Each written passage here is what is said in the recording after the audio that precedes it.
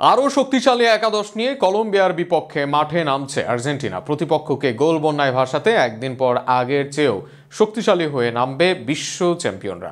অ্যাটাকিংয়ে Messi, Alvarez, মিডে Enzo D পলের সঙ্গে সুযোগ পাবেন আলমাদা। কলম্বিয়ার বিপক্ষে আগামীকালের ম্যাচ ও সম্ভাব্য একাদশ নিয়ে বিস্তারিত থাকছে প্রতিবেদনে। কয়েকদিন আগে চিলির বিপক্ষে মাঠে নামলেও নিজেদের সেরা খেলোয়াড়দের নিয়ে মাঠে নামেনি আর্জেন্টিনা। তবে কলম্বিয়ার বিপক্ষে একদিন পর বেশ শক্তিশালী হয়ে মাঠে নেমেছে স্কলনের শিষ্যরা। সেখানে কলম্বিয়ার বিপক্ষে আর্জেন্টিনার মূল একাদশে থাকবেন এমিলিয়ানো মার্টিনেজ, তা নিয়ে খুব একটা সন্দেহ নেই। সেন্টার ব্যাক পজিশনে মূল সেন্টার ব্যাক হিসাবে থাকবেন ক্রিস্টিয়ানো রোমেরো। কিছুদিন আগে ইউরোপা লিগে জয় করেছেন, সেখানে হয়েছেন সেরা খেলোয়াড়। এর আগে রোমেরোকে বিশ্বসেরা ডিফেন্ডার বলেছেন লিওনেল মেসিও। এবার আরও একবার জাতীয় দলে নিজের ঝলক দেখানোর অপেক্ষায় আছে এই ডিফেন্ডার। তার সাথে সেন্টার ব্যাক হিসেবে ফিরবেন নিকোলাস ওটামেন্ডি। দলে অনেক নতুন নাম আসলেও অভিজ্ঞতা ও পারফরমেন্সের বিচারে দলে সুযোগ পাবেন এই সেন্টার ব্যাক। নিষেধাজ্ঞার কারণে গত ম্যাচ খেলতে পারেননি তিনি।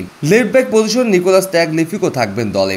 অপরদিকে রাইট ব্যাক পজিশনে থাকবেন নেহুয়াল মোলিনা, যদিও এই পজিশনে আছেন জুয়ান ফোর্থ। তবে তার থেকে জাতীয় দলের সুযোগে দৌড়ে এগিয়ে আছেন অভিজ্ঞ মোলিনা।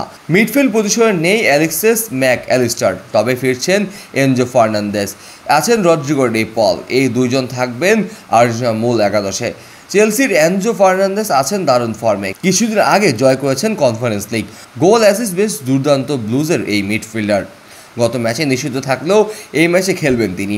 অপরদিকে ডিফেন্সিভ মিডফিল্ডার হিসেবে থাকবেন অ্যাটলেটিকো মাদ্রিদের রদ্রিগো ডি পল। এর সাথে ম্যাক অ্যালিস্টারের অনুপস্থিতিতে থিয়াগো আলমাদাকে দেওয়া হবে এই পজিশনের জায়গা। আক্রমণ ভাগে লিওনেল মেসি ফিরেছেন, রাইট উইঙ্গে দেখা যাবে এই আর্জেন্টাইন সুপারস্টারকে। আক্রমণ ভাগে নেতৃত্ব দিবেন অ্যালাম টেইন।